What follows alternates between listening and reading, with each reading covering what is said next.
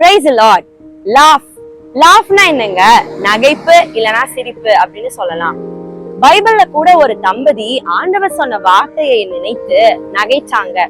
இது எப்படி எங்களுக்கு ஆகும், இது எப்படி நடக்கும் அப்படின்னு நகைச்சாங்க.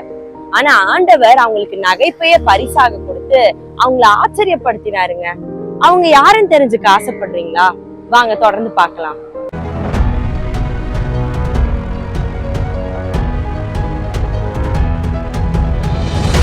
அந்த தம்பதி வேற யாரும் இல்லைங்க, ஆபிரகாமும் சாராளும். அவங்க ஒரு குழந்தைக்காக ஏங்கிட்டு இருந்தாங்க.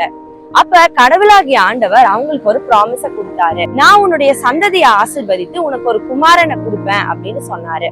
அதை கேட்ட ஆபிரகாமுக்கு ரொம்பவே நகைப்பா இருந்துச்சுங்க. நானே ஒரு 100 வயது கிழவனா இருக்கேன், என்னுடைய மனைவி சாராள் 90 வயது கிழவியா இருக்கிறா, எங்களுக்கு எப்படி குழந்தை பிறக்கும் அப்படின்னு நகைச்சாரு.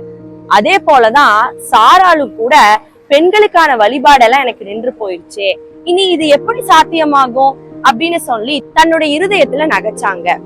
ஆனா இந்த நகைப்பெல்லாம் ஒரு பக்கம் இருந்தாலும் ஆண்டவர் அவர் சொன்ன வாக்குத்தத்தத்தின் படியே அவர்களை ஆசீர்வதித்து அவங்களுக்கு ஈசாக்கு என்னும் ஒரு மகனை கொடுத்தார். ஈசாக்கு அப்படிங்கிற பெயருக்கு அர்த்தமே நகைப்பு தாங்க. இது எப்படி நடக்குமோ அப்படின்னு அவங்க நகைச்சாங்க. ஆனா ஆண்டவர் அவர் வாக்கு பண்ணினவர், அவர் உண்மையுள்ளவர் அப்படிங்கிறத அவங்களோட லைஃப்ல ப்ரூவ் பண்ணாருங்க. நகைப்பு என்னும் அர்த்தம் கொண்ட ஈசாக்கையே அவங்களுக்கு பரிசாக கொடுத்து அவங்கள மட்டும் இல்லாம சுற்றி இருந்த அனைவரையும் நகைக்கும்படிக்கு ஆண்டவர் செய்தார். அவருடைய நாமம் மகிமைப்பட்டதுங்க. யோபு 8:21 சொல்லுது, அவர் உம்முடைய வாயை நகைப்பினாலும் உம்முடைய உதடுகளை கம்பீரத்தினாலும் நிரப்புவார் அப்படின்னு வார்த்தை சொல்லுது. ஒருவேளை இன்னைக்கு இந்த ஆபிரகாம் சாராளை போல ஆண்டவர் எனக்கு நிறைய ப்ராமிஸ் கொடுத்திருக்கிறாரு, வாக்குத்தத்தங்களை கொடுத்திருக்கிறாரு, ஆனா இதெல்லாம் எப்ப எப்படி என்னுடைய வாழ்க்கையில நிறைவேறும், அதுக்கான சாத்தியக்கூறே இல்லையே அப்படின்னு நினைச்சிட்டு இருக்கிறீங்களா? அவர் வாக்கு பண்ணினவர், அவர் உண்மையுள்ளவரா இருக்கிறார்.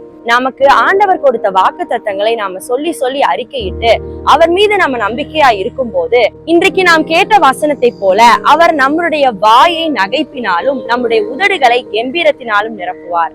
God bless you.